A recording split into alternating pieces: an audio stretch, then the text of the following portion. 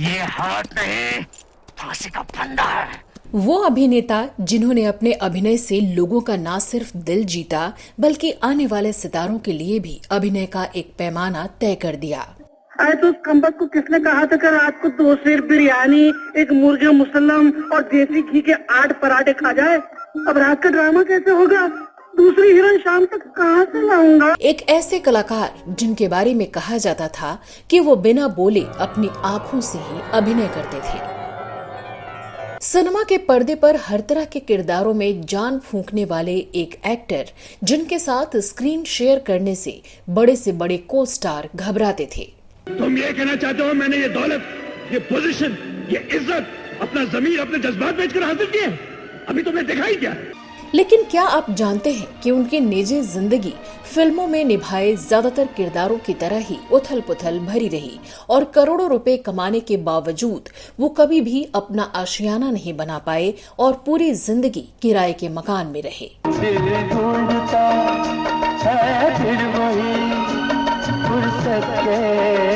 क्या आपको पता है कि उनकी जिंदगी में कई हसीनाएं आईं, लेकिन फिर भी वो अपनी गृहस्थी नहीं बसा सके और आजीवन कुंवारे रहे। तेरे बिना जिंदगी से कोई शिकवा। और क्या आप यकीन करेंगे कि उनको पहले से ये पता था कि वो 50 साल की उम्र से पहले ही इस दुनिया को अलविदा कह देंगे, और वास्तव में यही हुआ भी। मैं जिंदगी से थक गया हूँ मेरे भाई, बस एक ही तमन्ना पे जिए जा रहा था। बताएंगे और भी बहुत कुछ, आप बने रहिए हमारे साथ।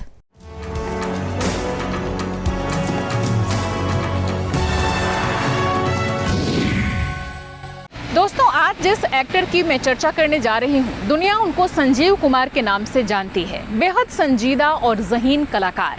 तो आज के अपने शो में हम बात करेंगे संजीव कुमार की जिंदगी के कुछ बेहद दिलचस्प किस्सों की। नमस्कार दोस्तों, मैं हूँ श्वेता जया और आप देख रहे हैं फिल्मी बातें। तुम आ गए हो, नूर आ गया। संजीव कुमार का जन्म 9 जुलाई 1938 को सूरत में हुआ था। उनका असली नाम हरिहर जेठालाल जरीवाला था और करीबी लोग उन्हें हरि भाई कहते थे। लेकिन सिनेमा में आने के बाद हरिहर जेठालाल दुनिया के लिए बन गए संजीव कुमार।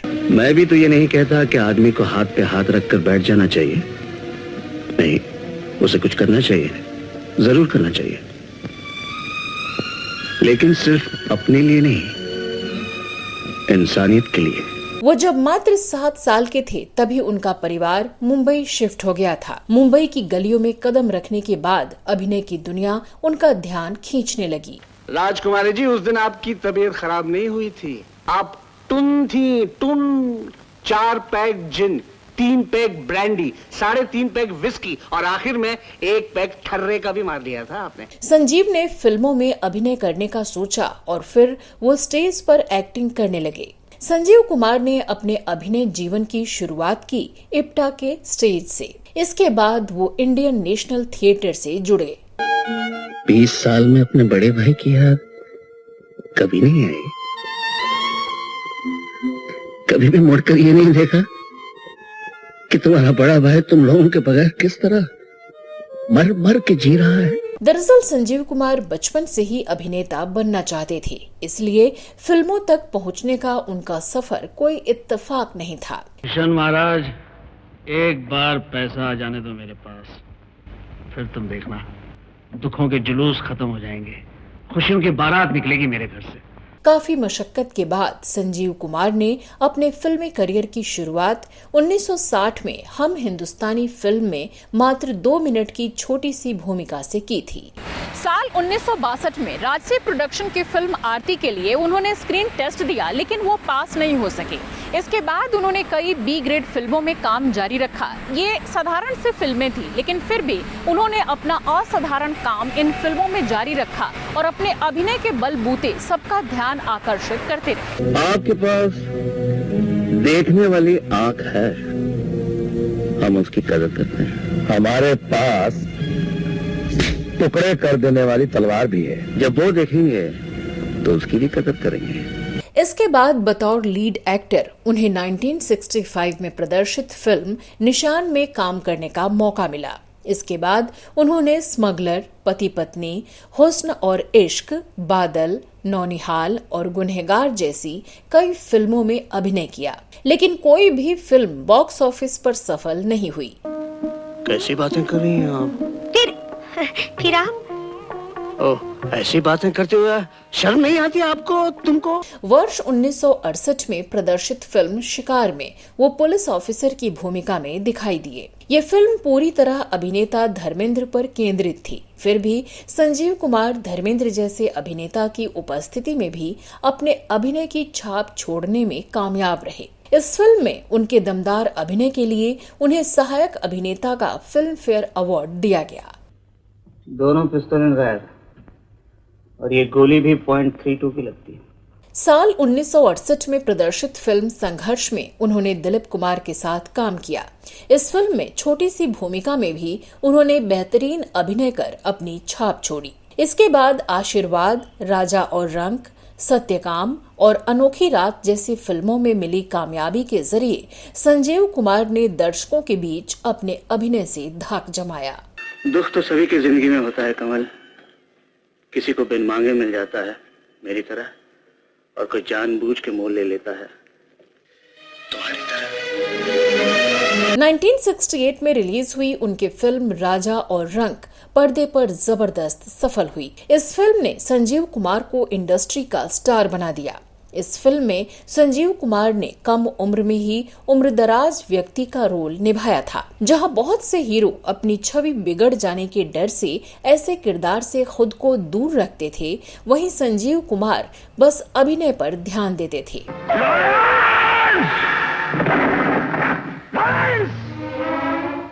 इसी दिन के लिए, इसी दिन के डर से किसी ने मैरी को एक दिन दराती समा डाला चाहा था, खत्म कर देना चाहता था इसे। कौन? अब इसका बाप। जब वो महज 22 साल के थे तो उन्होंने एक नाटक में बूढ़े व्यक्ति का किरदार निभाया था। इंस्पेक्टर, सच और झूठ सिर्फ देख कर नहीं जाना जा सकता, उसके लिए दिल की कसौटी चाहिए। कितनी बार फिल्मों में भी वो हम उम्र हीरो के पिता का रोल निभाते थे, लेकिन हर बार उनका अभिनय इतना शानदार होता था कि वो हीरो पर भी भारी नजर आते थे। आज तुमने मेरे मुंह पे थप्पड़ मारा, मैं तुम्हें माफ कर देता हूँ, क्योंकि मैं तुम्हारा दोस्त हूँ। तुम्हारे मन में शक का जहर भरा हुआ है। बस इतना याद रखना, जिस दिन तुम होश में आओगे पछताओगे, रोगे, खुद अपना मुंह पीट लोगे। 1970 में प्रदर्शित फिल्म खिलौना की जबरदस्त कामयाबी के बाद संजीव कुमार ने वो मुकाम हासिल कर लिया जो कि ज्यादातर एक्टर्स का सपना होता है, और फिर देखते ही देखते वो एक जबरदस्त अभिनेता के तौर पर अपनी पहचान बनाने लगे और उनको अच्छी ए ग्रेड फिल्में भी मिलनी शुरू हो गई।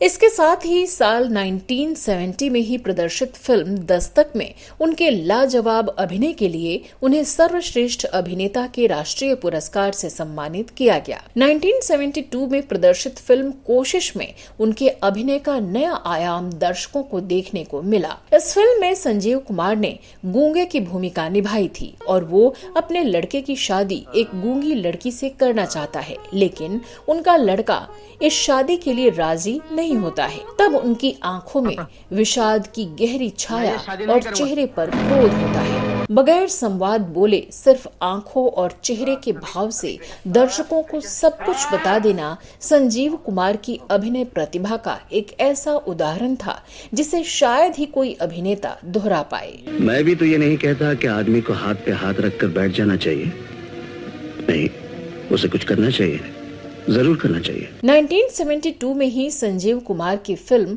सुबह और शाम रिलीज हुई। इस फिल्म को गुलजार ने देखा और संजीव के अभिनय से प्रभावित हुए। इसके बाद उन्होंने संजीव कुमार के साथ मिलकर आंधी, कोशिश, मौसम, अंगूर, नमकीन जैसी कई फिल्में बनाई जो पर्दे पर खूब सफल हुई। जी सरकार। लंच ठीक 1:30 बजे टेबल पे लग जाना चाहिए, वरना नहीं, ऐसा नहीं करना। हाँ। 1974 में रिलीज हुई फिल्म नया दिन नई रात में संजीव कुमार ने 9 भूमिका अदा की और अपने अभिनय से सबको हिलाकर रख दिया। मैंने उसे बहुत समझाया, 1-2 बार डांटा भी उसे। मैंने कहा, देख बेटा, महल और झोपड़ी का मिलाप कभी नहीं हो सकता, भूल जा उस लड़की को। भारतीय सिनेमा जगत में संजीव कुमार को एक ऐसे बहुआयामी कलाकार के तौर पर जाना जाता है जिसने हर तरह का किरदार निभाया, चाहे वो नायक का रहा हो, सहनायक का रहा हो, खलनायक का या फिर चरित्र भूमिकाएं रही हों। वो एकमात्र ऐसे अभिनेता थे जिनका लोहा हर कोई मानता था। शोले के बिना हाथ वाले ठाकुर का रोल हो या फिर शतरंज के खिलाड़ी में मिर्जा सज्जाद अली का रोल, हर किरदार को संजीव कुमार ने बखूबी निभाया। ठाकुर न झुक सकता है न टूट सकता है, ठाकुर सिर्फ मर सकता है काशीराम। संजीव कुमार को 2 बार सर्वश्रेष्ठ अभिनेता का राष्ट्रीय पुरस्कार मिला और 2 बार सर्वश्रेष्ठ अभिनेता के फिल्म फेयर पुरस्कार से सम्मानित किए गए। साल 1975 में प्रदर्शित फिल्म आंधी के लिए सबसे पहले उन्हें सर्वश्रेष्ठ अभिनेता का फिल्म फेयर पुरस्कार दिया गया। इसके बाद 1976 में भी फिल्म अर्जुन पंडित में बेमिसाल अभिनय के लिए सर्वश्रेष्ठ अभिनेता के फिल्म फेयर पुरस्कार से वो नवाजे गए। संजीव कुमार के करियर में फिल्म शोले ने बहुत बड़ी भूमिका अदा की। इस फिल्म में संजीव कुमार ने जो ठाकुर का रोल निभाया था, उस किरदार के लिए उन्हें आज तक याद किया जाता है। लोग जाना चाहते हो, ठीक है, चले जाओ, लेकिन जाने से पहले ये बंदूक मैंने क्यों नहीं उठाई, इसकी वजह नहीं जानना चाहोगे? जिस रोल को निभाकर संजीव हमेशा के लिए अमर हो गए। ये हाथ नहीं, फांसी का फंदा है। संजीव कुमार ने अपने जीवन में कई अभिनेत्रियों से रोमांस किया। पहले वो हेमा मालिनी को दिल दे बैठे थे, लेकिन हेमा मालिनी के साथ रिश्ता टूटने के बाद संजीव कुमार को सुलक्षणा पंडित दिल दे बैठी। आज बड़े प्यारे से लगते हैं आप, लगते हैं। हालांकि सुलक्षणा पंडित ने अपने समय के हर एक्टर के साथ काम किया, लेकिन उनके दिलो दिमाग पर संजीव कुमार ही छाए रहे। उन्होंने संजीव कुमार को अपने दिल की बात बताई, लेकिन संजीव कुमार तो हेमा मालिनी की मोहब्बत में गिरफ्तार थे। हवा के साथ साथ, घटा के संग संग, ओ साथी चल। कहते हैं कि संजीव कुमार ने हेमा के प्यार में कभी शादी नहीं की, तो सुलक्षणा ने भी संजीव के प्यार में कभी शादी नहीं की। इस तरह दोनों ने ही कभी शादी नहीं की। दोनों ने फिल्म उलझन में साथ काम किया था। ये सुलक्षणा की पहली फिल्म थी। दोनों ने 1981 में चेहरे पर चेहरा, 1982 में वक्त की दीवार और आखिरी मूवी 2 वक्त की रोटी में साथ काम किया। कल तो वही थे, आज अचानक कौन सी ऐसी। संजीव कुमार और जया बच्चन की जोड़ी बहुत हिट रही। संजीव कुमार एकमात्र ऐसे कलाकार थे जिन्होंने जया बच्चन के साथ लगभग सभी रिश्तों में किरदार को निभाया। एक फिल्म में वो उनके पति बने तो एक में उनके प्रेमी बने, एक में वो उनके ससुर बने तो एक में बने उनके भाई। हरि भाई यानी संजीव कुमार को हिंदी सिनेमा से नाम, पैसा और शोहरत सब कुछ मिला, लेकिन नहीं मिला तो बस जीवन साथी और एक घर। आपको जानकर हैरानी होगी कि संजीव कुमार जैसा बड़ा स्टार जिंदगी भर एक किराए के घर में रहा। हालांकि कई बार उन्होंने खुद के लिए घर खरीदने की कोशिश भी की, लेकिन किसी न किसी वजह से वो ऐसा कर नहीं पाए। मेरी उम्र भी तो कुछ ज्यादा नहीं है, सैकड़ों रिश्ते मेरे लिए आए, लेकिन मैंने अपने दिल पर किसी न किसी तरह अब तक काबू रखा। एक बार संजीव कुमार को एक घर पसंद भी आया जिसकी कीमत 50,000 रुपए थी। जब संजीव कुमार घर के मालिक के पास पैसे लेकर पहुंचे तो मालिक ने कहा कि अब आपको 70,000 रुपए देने पड़ेंगे।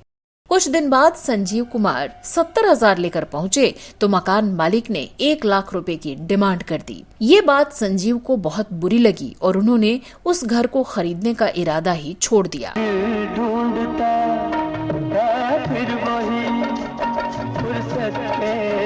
फिर कुछ समय बाद संजीव कुमार को जुहू में एक घर पसंद आया और उन्होंने वो घर खरीद भी लिया। लेकिन कुछ दिनों बाद उन्हें पता चला कि उस घर पर कुछ कानूनी कार्रवाई चल रही है, जिसके बारे में उन्हें कुछ भी बताया नहीं गया था। इसी वजह से संजीव को वो घर भी छोड़ना पड़ा। इन 2 घरों के बाद संजीव कुमार कभी भी खुद के लिए घर खरीद ही नहीं पाए और पूरी जिंदगी एक किराए के मकान में रहे। घर से तो टूट ही गया ना रिश्ता।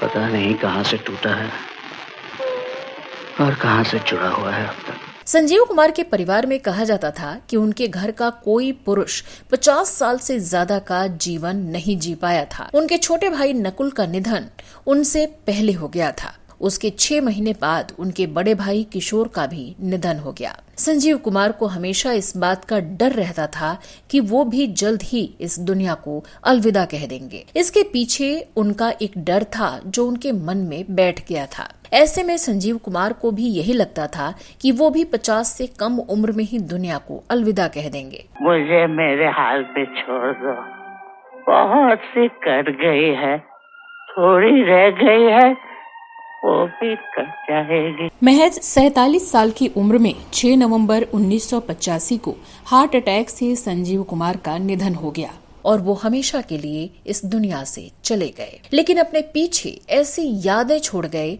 जिन्हें कभी भी भुलाया नहीं जा सकेगा।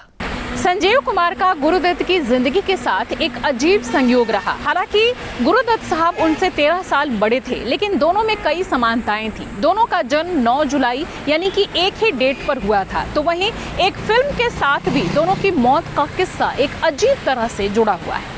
ऐतिहासिक फिल्म मुगले आजम के निर्देशक के आसिफ ने गुरुदत्त को लेकर एक फिल्म बनानी शुरू की, लेकिन इस फिल्म के बनने से पहले ही गुरुदत्त की मौत हो गई। गुरुदत्त की मौत के बाद 1970 में के आसिफ ने दोबारा मन बनाया कि नए हीरो के साथ लव एंड गॉड को बनाया जाए। इस बार हीरो चुने गए संजीव कुमार। हीरोइन निम्मी ही रही। फिल्म की शूटिंग लगभग पूरी हो चुकी थी कि 9 मार्च 1971 को फिल्म के डायरेक्टर के आसिफ की अचानक मौत हो गई। सबको लगा कि फिल्म के साथ अब शगुन जुड़ा है। आप ऑटो रिक्शा में बैठे हुए थे, मंसूर मियां, आप किसकी बात कर रहे हैं?